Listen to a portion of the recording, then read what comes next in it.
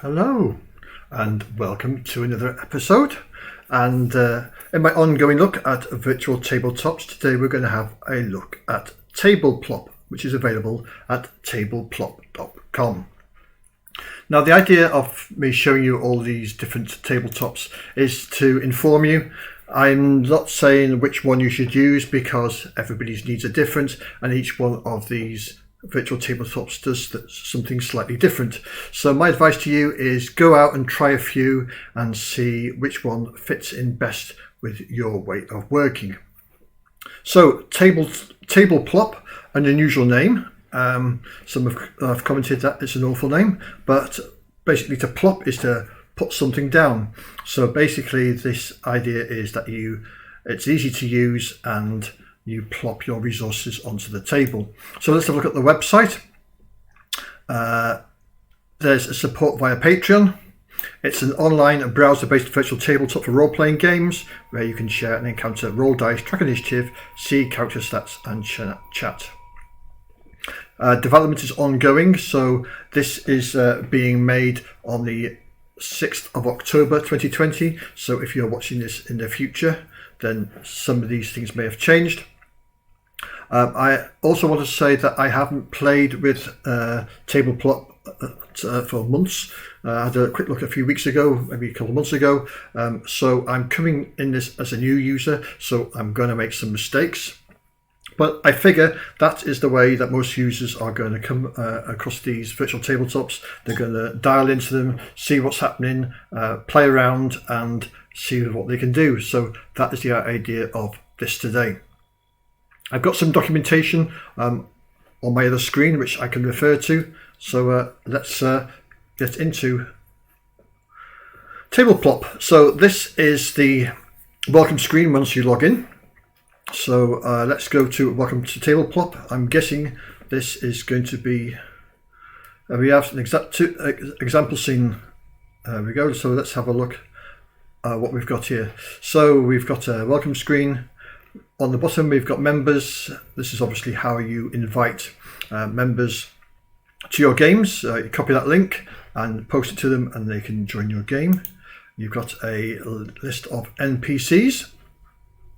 I'm guessing that is whether they're visible or not, and if you open them up then you can see their stats. There we go. It looks as if these abilities are set, so it's obviously set up for D&D, but you can look at alter these different abilities, hidden scores, what the roles are going to be, and delete attributes. So I'm guessing that you can add attributes. So let's have a look. So if I wanted to add an attribute of sanity, I want it to be a checkbox and create. There we go. So yes, you can add your own attributes. We've got information. So here is the example of hit points, and again it looks as if it's all customizable. So that is very good. Details. You can add the appearance, and there's lots of other stuff by the looks of it that you can add here, which you can do to write what the dice roll is and what modifier you're adding. So let's get rid of this first, if we can delete that attribute. Okay.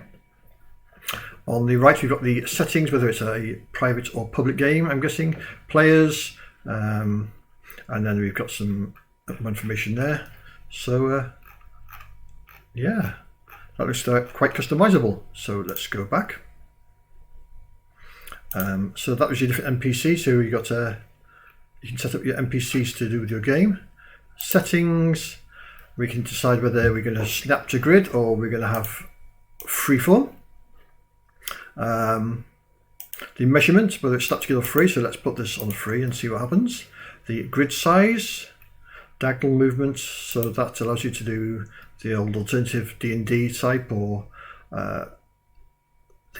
whatever your setting is here. If it's 5, it'd be 5 for each one. This is doubling it for every other one, and this is adding half again, or there's nothing. Your default dice in the chat. So here obviously we've got set up our D4, D6, D8, D10, D12, D20 and D100, so that's good. So if your game isn't using a particular dice type, then don't show it.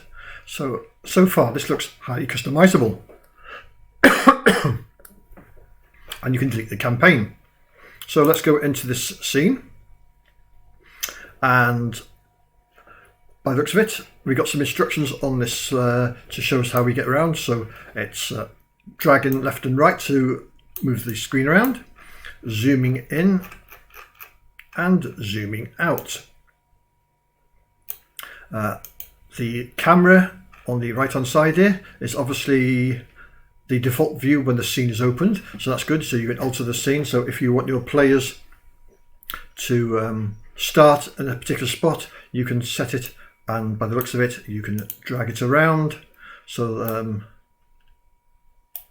you can do that. Drawing tools, we've got a freeform drawing tool,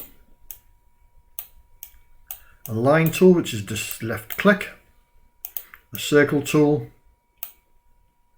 and a box. So that's your drawing tools covered. You can alter the size of them.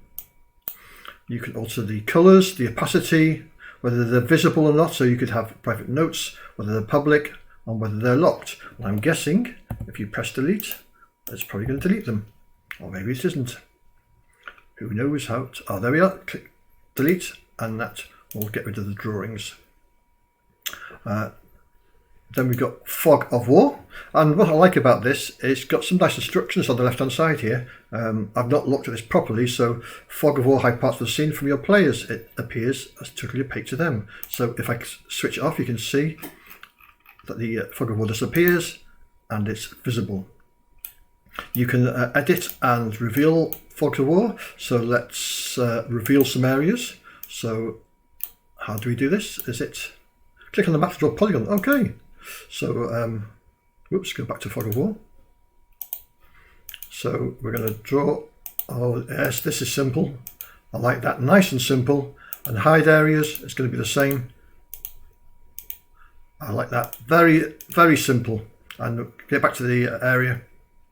So far, that's looking, we can also alter the opacity for the GM. Obviously that's actually going to appear for the players, but as GM you might want to have it a little bit more seen through so that you can see what's underneath. So that's your Fog of War. And I'm guessing if we click away, yes, we go back to the menu on the left. Zoom out text. So we've got some text on here, and if we scroll up, there's the zoom out text. We can delete this text, so we can, if we delete that, the text is gone. So, well, that's good that we can, we've got a choice here whether we want to put an image on there, whether we want to put a character on there, a tiled image, a drawing, or text. So if we want to put text and say the Badlands,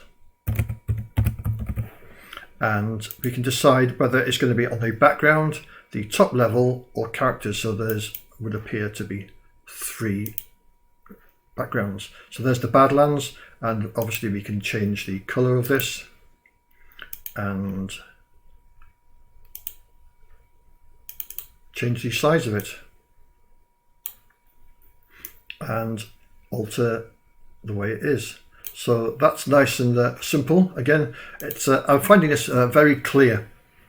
Let's look at the characters. So these are obviously our characters that are on the screen at the moment. And if we zoom in, that is our tiefling. And if we double click, do we get any details? There we go, the tiefling. And down the left hand side here is the character sheet. And we've got, it's broken up into different headings. So we've got our main attributes, abilities, then we've got our saving throws, then we've got details, then we've got any actions, and finally who it's assigned to. Obviously you can choose the player, whether it's visible, whether it's private, and if it's in the initiative tracker, it's in the initiative. So far all very intuitive, and these are the different characters. and we can create our new tokens here. So if you want a new character, we can choose a character. So let's have a skeleton and create. And there we go. There's our skeleton on the screen. If we want to make it bigger, we can do. So if we've got a large skeleton or a small skeleton, and remember we didn't set on the snapping to grid, so that is not set on this one. So that's our characters. That is obviously some text, because this is a welcome to the Tableplop. There's the grid. The grid is visible, and we can switch it off and switch it on. We can set whether it's square, hexagonal, or vertical. So that's nice and simple. And we can also set the color of the grid as well. Our background is obviously the map, and whether it's locked and whether it's public. So if we go back to the scene settings, what settings we've got here, make the scene visible to players or not. The background color, so that I'm guessing that is when the map is has finished, then what color is behind that map. At the moment it's set to a black. Does the camera slide a little when panning and zooming? So you can see that there, as you finish, let's switch it off. Now it's just, so that's nice. Split large images to reduce quality in motion and render scale. So there's some settings there that can help us with the rendering. And these are all the different backgrounds. So as you can see from here, we've got each one of these can be set individually. So it seems to be a lot of customization. So let's come away from that. I haven't discovered the chat yet, but I'm sure we'll get there in the end. Here we've got measure distance, and it's nice and simple. We can measure a distance, and it fades after a short time. And you can see now what's happening now with these with the lock, because if you click on the screen now, there's other items. So if that is locked now, I'm guessing that's it. Next time I go over there, it's not going to be grabbable. So that's nice and easy. So let's zoom in a bit again. On our right, click on the mouse, we've got some pings, so we can ping, so we can show who's pinging. So that's nice. We've also got measure distance. We can set it to snap to grid. Let's have diagonal. So this was the same as the settings before, but now we're going to use this. So let's measure distance now. 5, and you can see now it's now working out to the new set we've set. So yeah, I like that. Here some quick items, so we can add text, add a drawing. So again, this is like a quick bar at the bottom. We can edit our fog. I'm wondering then if this is actually shrinks at all. Oh, it does. Yeah, there we go. See, if you click around, so we can get more real estate that way. So let's have a look over on the right hand side. So we've got a way to add tokens. So we've got our space, our resources. We can upload files there. Characters, what the characters are. As you can see, they're all currently set to me. And I'm guessing we can just drag them on from there. Yes, we can. So it's nice and easy to drag things onto the screen. So far, I'm finding this very intuitive. It's obviously been well thought out. And what we got? We got snap players to view. So I'm guessing if I'm over here and I want the players over here, I can drag them all across. And again, another way to add tokens. And now we get to the chat channel. And here's our dice that we added in the setup screen with our D4 to D100. So the syntax there, it puts the syntax in the chat. It's obviously curly brackets 1d6, and if we send that, we should get a dice roll, and that's nice and clear. We've got the dice roll and we've got the result. So let's try a d20, and we want to roll with a +2. We can send that. Again, it's showing us the result. Lovely and clear this is. And let's try a D20 with advantage. And again, it shows us the advantage. And clear, I'm guessing it's going to clear the chat from this. So if we click in here, click clear, that clears the chat. You can obviously type messages, hello world. So we've got our messages, who it's from, icon and the time, and over here, obviously as the GM, we can delete it, and it looks as if we can send again. So if we do that again, does that, yes, it's just repeating it. So if you've got something that you've done and you want to repeat it, instead of retyping it out, scroll up the chat and you can do it again. So again, that's nice and intuitive. You can see a lot of thought has gone into the UI here, because I haven't a clue what I'm doing, but it seems to be working well. So let's go back to, see if we can get back to, oh, we can change themes here. Dark theme and classic theme. I suppose they can have more. I quite like the dark theme, to be honest. Now, how are we going to get back to our... So I'm guessing I'm going to click up to the here. Yes.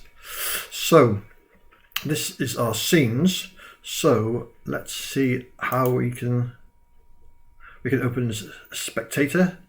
So this is a scene I created some while ago. Let's create a new scene. It's visible. So we want to add a background.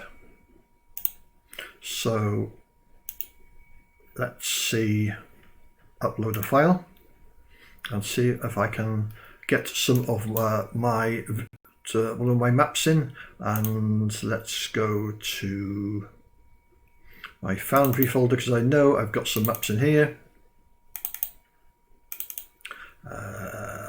Scenes, and let's bring this map in here.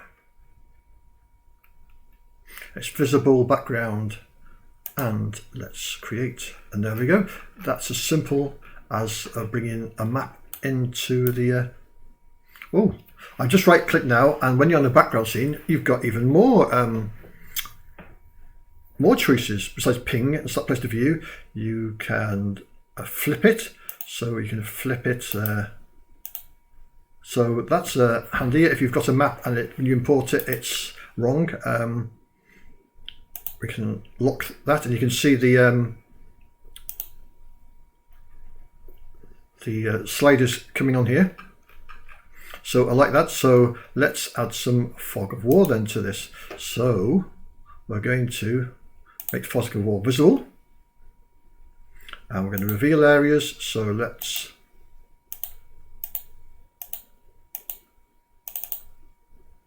and I want this hidden now. So I'm going to, so once you hide that, you lose it. So let's move over here, fog of war.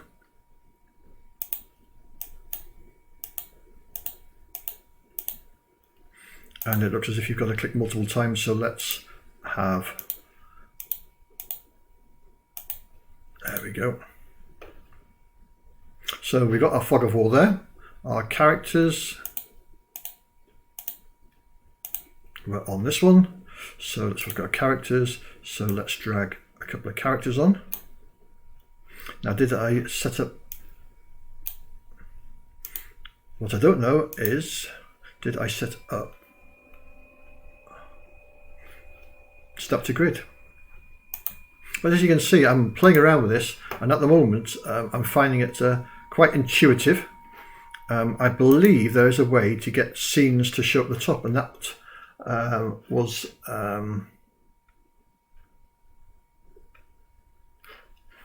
I'm guessing they've got to be in some sort of category.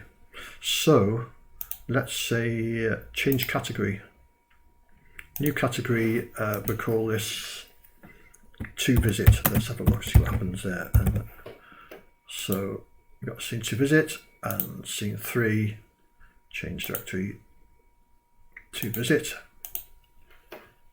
So we've got 3 scenes, you can categorize them. The visible to visit, and if we go back to here,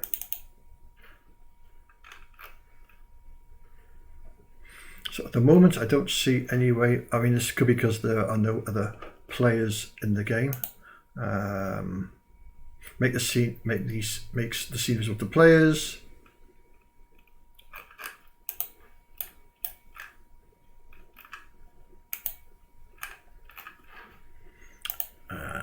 Let's have a look what we've got else here. Add tokens, so we can also search for, let's have a look for goblin.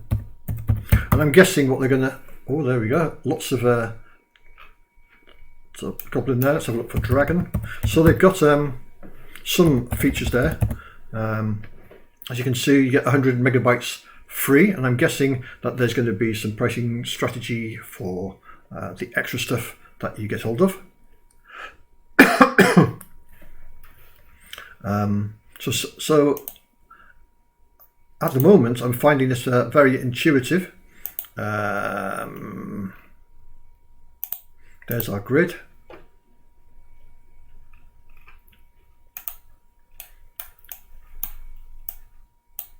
So let's go back to our settings menu where we first went, and let's say snap to grid. Default is snap to grid. Grid size is 5. So that's for our campaign. So it's obviously set on a campaign level.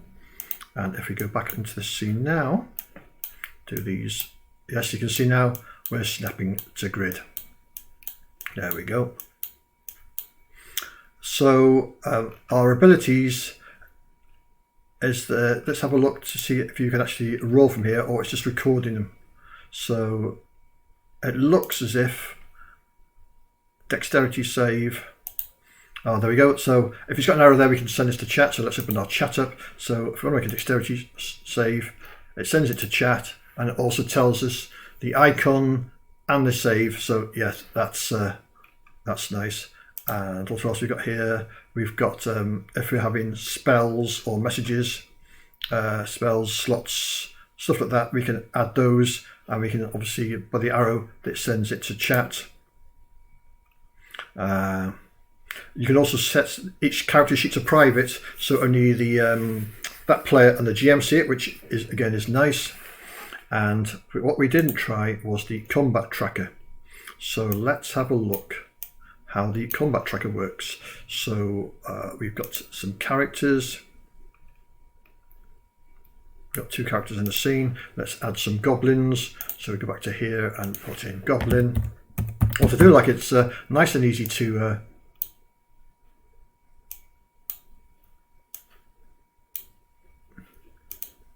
Alright, that one didn't come on. I have no idea. Let's bring that one in, and we add that to initiative, add that to initiative, add to initiative, add to initiative, and now we've got our combat tracker. I'm guessing that the players roll individually, and then you can set it. So let's set that to 12. Let's say we got 5, and this one got 3. So we've set our initiative up. What I do like is when you click on the initiative tracker as well, it shows the token in question. So I like that. So let's start the initiative tracker, and it says we can. There's a quick menu here, so that I like that because that means you can go back to the chat and you've got who is the initiative is with, the current goblin, and if you click on it, it shows you which one it is. You can set the rotation. It doesn't appear. Let's have a look at the characters. It doesn't appear to get the stats, but maybe the stats haven't been saved for this one. That's probably what I'm guessing. We just imported the token across, but we've not saved the stats, because if we click on these characters, then obviously we've got the their items. So over and all, yeah, I think Tableplop is quite intuitive, really. It's got a nice interface.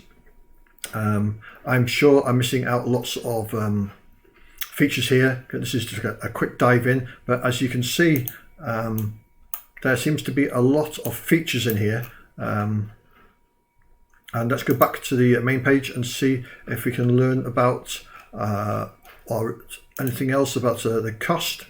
Oh, here we go. This is the creatures that are in the game. So this is what comes free with it.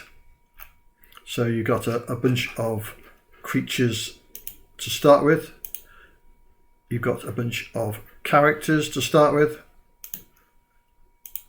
And you've got some grass and a campfire to start with. Let's grab onto the document page. So this is their documents.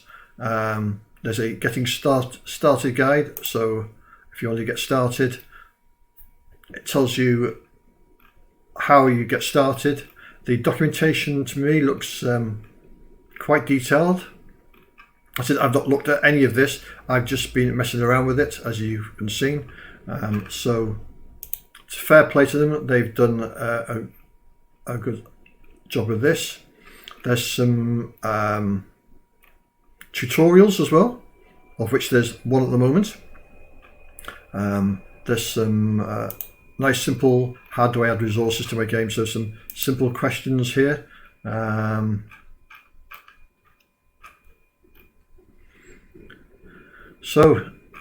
But I've not seen anything about pricing for future, but I believe there is a Discord. So if we go back to Tableplop, let's have a look. There's a Patreon. So let's have a look at their Patreon.